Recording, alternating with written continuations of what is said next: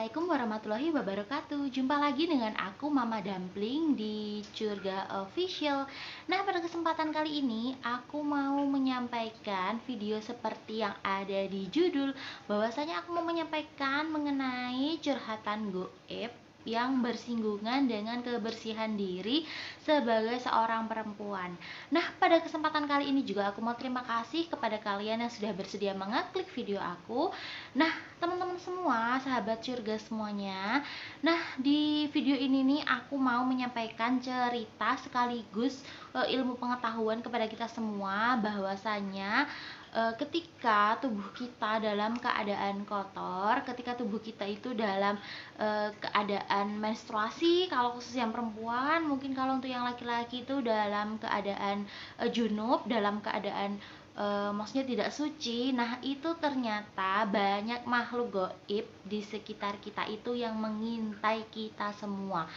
Nah, lantas apa sih sebenarnya makhluk seperti apa dan makhluk goib yang bagaimana yang akhirnya mengincar atau memperhatikan ataupun bisa jadi mengganggu orang-orang yang dalam keadaan tidak suci. Nah, khususnya dalam bab ini aku akan membahas lebih detail yang tentang perempuan ya, sahabat semua, tentang perempuan yang sedang haid. Nah, ini juga berdasarkan pengalamanku karena aku tinggal di sekitar pondok pesantren, di salah satu pondok pesantren yang ada di Jogja. Nah, rumahku tuh di dekat pondok pesantren tersebut dan kebetulan adalah pondok pesantren putri. Nah, meskipun di pondok pesantren lantas tidak luput bahwasanya makhluk goib itu tidak mengganggu ya teman-teman, sahabat semua. Mereka tetap ada dan tetap mengincar kita yang tidak mengamalkan hidup bersih. Nah, seperti yang kita tahu bahwasanya kondisi perempuan ketika menstruasi itu kita tidak diwajibkan untuk melaksanakan sholat, puasa, dan juga melaksanakan ibadah-ibadah lain seperti mengaji Al-Quran ataupun yang bersinggungan dengan sesuatu ibadah yang dibutuhkan kesucian ya teman-teman, sahabat semua. Karena kenapa? Karena dalam keadaan tersebut si perempuan sedang mengeluarkan darah, yaitu darah haid, darah menstruasi, di mana mereka bisa dikatakan dalam keadaan tidak suci atau sedang membawa hadas ya teman-teman. Nah, itu semualah yang akhirnya menyebabkan ketika kita sebagai seorang perempuan yang sedang menstruasi tidak menjaga kebersihan diri, tidak menjaga kebersihan darah haid kita, itu bisa mudah diganggu oleh makhluk gaib. Nah, jadi ada beberapa makhluk gaib yang memang dia menyukai atau memang dia itu ditugaskan nih untuk mengganggu atau untuk berada di sekitar orang-orang yang sedang menstruasi. Nah, jadi teman-teman, ketika kita itu sedang keadaan menstruasi, itu kan kita dalam keadaan lembab ya, memakai pembalut, kemudian tubuh juga menjadi tidak terlalu fit. Terus ditambah lagi kita juga tidak diwajibkan untuk melakukan ibadah-ibadah lainnya. Nah, inilah yang akhirnya membuat kita tuh jadi mudah diganggu gitu. Nah, salah satunya itu aku akan menceritakan tentang pengalamanku mewawancarai ya, atau bercerita-cerita dengan salah satu makhluk gaib yang ada di pondok pesantren putri tersebut. Nah, pada suatu hari aku itu sedang duduk-duduk di luar rumah teman-teman. Nah, aku duduk di luar rumah sekitar jam 7 malam. Ketika aku jam 7 malam ini duduk sendirian, aku melihat ada sekelibatan orang lewat di depanku, dan ternyata aku baru menyadari ini adalah makhluk gaib yang dia lewat di depanku dengan berlari seperti itu. Nah, dia lewat berkali-kali, bolak-balik sekitar 7 kali, 8 kali. Nah, akhirnya aku memutuskan untuk menyetop dia dan bertanya, sebenarnya kamu nih sedang apa dan ngapain dan apa yang kamu lakukan. Nah, akhirnya aku mendapatkan jawaban bahwasanya dia sedang melaksanakan tugasnya. Dia ini mencintai atau dia ini suka terhadap darah haid perempuan. Aku sempat bertanya-tanya dan sempat bingung karena jujur aku baru pertama kali melihat makhluk goib yang menyukai darah haid. Karena selama ini yang aku tahu adalah makhluk goib itu menyukai darah seger ya sahabat semua. Jadi nggak heran kalau misalnya menjumpai nih misalnya dalam kecelakaan, akhirnya terus ada beberapa makhluk goib yang datang. Nah itu aku berpikir bahwasanya mungkin dia suka dengan darah segar gitu. Ternyata memang ada beberapa makhluk gaib yang suka dengan darah haid. Nah, makhluk ini tidak mau disebutkan namanya apa, masuk ke dalam spesies apa, tapi aku bisa menjelaskan ciri-cirinya. Nah, ciri-cirinya itu dia adalah jin atau bisa dibilang makhluk gaib laki-laki, dan dia itu berbadan hijau kebiru-biruan, kemudian memiliki wajah yang dipenuhi dengan bintik-bintik bintik-bintik seperti itu, bintik-bintik seperti jerawat tapi yang besar-besar seperti yang jerawat pustula itu ya sahabatnya itu, tapi seluruh wajahnya itu penuh. Kemudian dia juga memiliki tanduk kecil, enggak terlalu besar, kecil aja sekitar segini itu di sini dua. Nah kemudian dia ini hanya menggunakan sehelai kain yang menutupi kemaluannya dan tidak menggunakan pakaian alias telanjang dada. Nah, setelah aku bertanya kepada makhluk ini bahwasanya ini adalah apa sih gitu, kamu ngapain gitu dengan darah haid itu, ternyata darah haid itu adalah makanan sehari-harinya si makhluk ini. Nah, akhirnya aku diceritakan oleh si makhluk ini bahwasanya dia itu akan memakan sisa-sisa darah haid yang tidak dibersihkan dengan bersih atau dibuang ke dalam kamar mandi itu.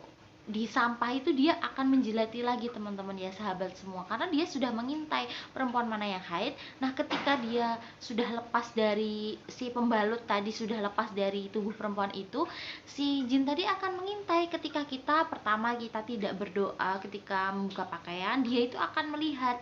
Kemudian ketika kita tidak berdoa ketika masuk kamar mandi, itu juga dia akan bisa melihat ya sahabat semua.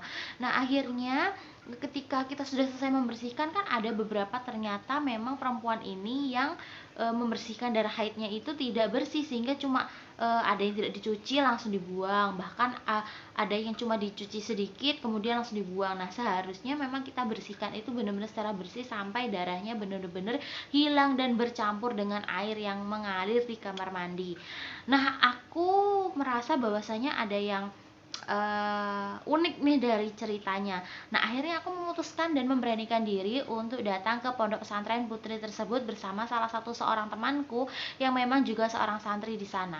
Dan setelah aku melihat keadaan di pondok, melihat keadaan di pesantren putri ini, dan ternyata memang benar bahwasannya di kamar mandi sana itu sangat bau amis sekali ya sahabat.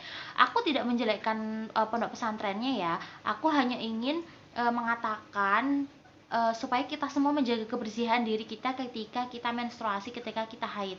Nah akhirnya aku bertanya dengan salah satu temanku, ini tempat pembuangan sampah ketika untuk setelah menstruasi di sebelah mana, dan dia menunjukkanlah lokasi tempat pembuangan sampah. Dan benar memang banyak beberapa pembalut yang akhirnya di sana itu tidak dibersihkan dengan baik dan akhirnya menimbulkan bau yang tidak sedap untuk kita-kita juga sih, untuk makhluk seperti kita manusia biasa dan santri-santri yang lain itu akan tercium gitu aroma tidak sedap. Nah terus ditambah lagi dengan makhluk-makhluk gaib ini ya sahabat ya, yang akhirnya dia memang mencintai atau menyukai darah haid. Nah itu akan senang sekali dia di situ.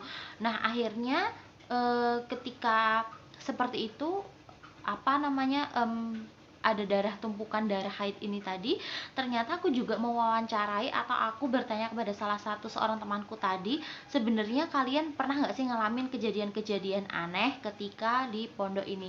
Nah temanku tadi bercerita dengan 3 orang temannya, itu menceritakan bahwasanya mereka sering mengalami gangguan tidur ketika mereka sedang haid, bukan karena sedang sakit perut ataupun sedang nyeri-nyeri haid ya teman-teman.